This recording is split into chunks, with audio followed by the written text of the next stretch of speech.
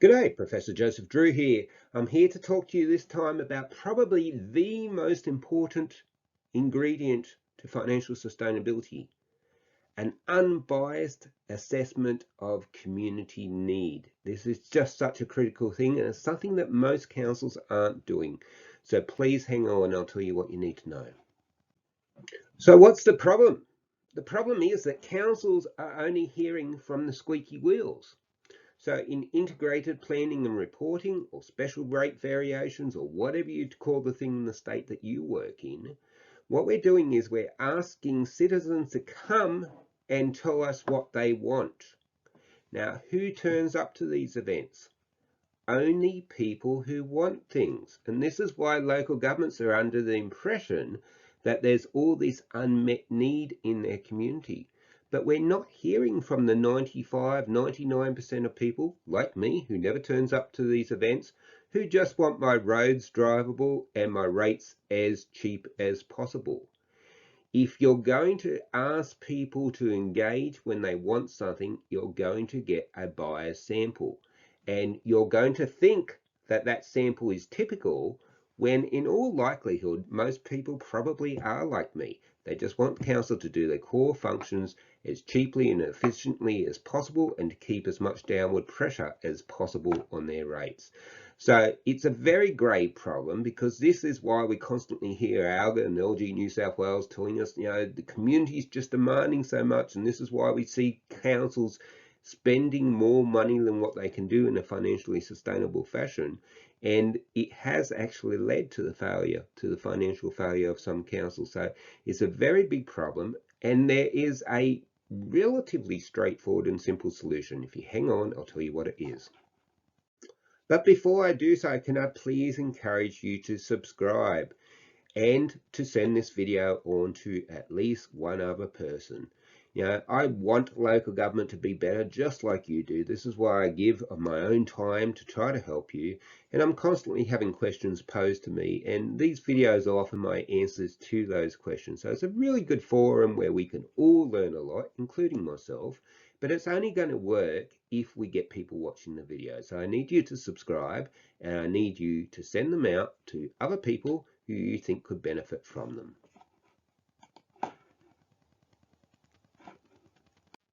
So as many of you know, I'm an econometrician. It's a particular type of statistician, and statisticians would tell you that inviting people to rock up and tell you what they want is a really flawed method for knowing what the whole community feels about a particular issue. It's what we call a bias sample. You're only hearing from the squeaky wheels. You're only hearing from people that have an agenda to get a particular thing, and you're extrapolating from that and thinking that the whole community wants that particular thing. And there's no reason, there's no statistically logical reason to extrapolate like most of the councils are doing. The only way you can extrapolate from the responses of a survey is to have a random survey. So list your property numbers, use a random number generator. You can get one on a calculator or an Excel spreadsheet, and select people at random and ask them your question. And if you have a large enough sample, usually 100 people is sufficient, you'll be able to extrapolate from that sample, and based on that sample, have a good understanding of what the whole community wants, not just what a tiny little fraction of the community wants. So you may need to offer incentives to get people to fill in the survey or to answer your questions on the telephone if you do a random survey. But any resources you spend on incentives will be so worthwhile and will pay you back so many multiple times, because finally you'll be gauging accurately what the whole community wants and not being beholden and biased by what these squeaky wheels want. Now, the second most important thing you need to do is present all the feasible options. So let's take a simple example. You're thinking about building a new indoor aquatic centre. So you write to people and say, do you want an indoor aquatic centre? Is that a good survey? Will you find out what people want? A yes or no response? No. You need to present other feasible options. So other feasible options might be, second option, I'm happy with our existing aquatic centre. Third option, I'd like to see council think about outsourcing the running of the aquatic centre to save money. Fourth option, I'd like to see council concentrating on its core remit and reducing pressure on rates as far as possible. They're all feasible options. You may not like some of those options, but they're all feasible options, and there's no point asking people part of a question and then trying to extrapolate based on an answer to part of the question what people actually want. You need to give them all the options, and one of the options must always be, I don't want anything extra. I don't want this new thing. I'm just happy to have the lowest rates possible and I'm happy with the services and facilities that I have at present. It has to be an option. At the moment, as I say, I suspect that the 99% of people that don't turn up to these forums are just happy with their current services. If we never ask the question, we'll never know. And the third thing you need to do is you need to test willingness to pay. Just asking people for what they want is a bit like asking a child what they would like from Santa this year. They don't think anyone has to pay for it, so they'll give you a nice long list of ridiculously expensive things, unaffordable things. You need to give them complete information if you want a sensible opinion. And if you're not basing your judgments on sensible opinion, the whole exercise is a bit futile. So for our example of our indoor swimming pool, you need to say, this indoor swimming pool will cost $56 million to construct. It will have an average annual cost of $1 million per annum.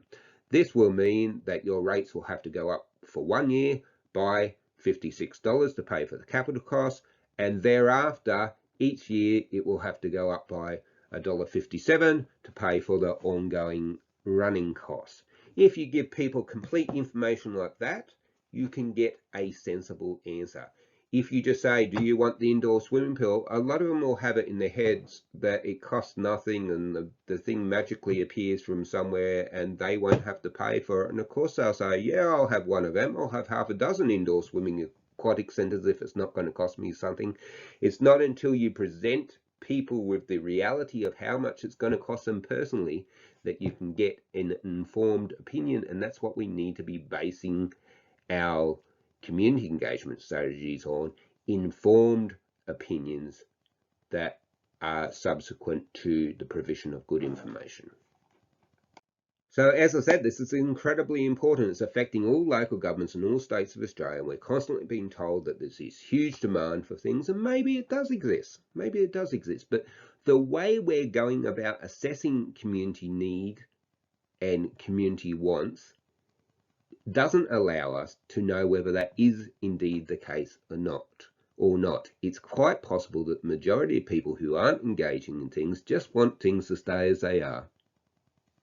And at the moment, we're assuming that the 1% or less of people who do engage in these exercises are representative of that whole population. And there's no reason to believe that at all. Now, if we continue down this path, we'll continue thinking that the community is demanding and needing huge amounts of new infrastructure and services, will continue increasing in the spending, will continue to become financially unsustainable and load up debt on the next generation and build a huge base of infrastructure and services that we will struggle to fund in the future. We need to get this right. We need to find out what the community actually wants based on a proper random sample, not a biased sample of squeaky wheels.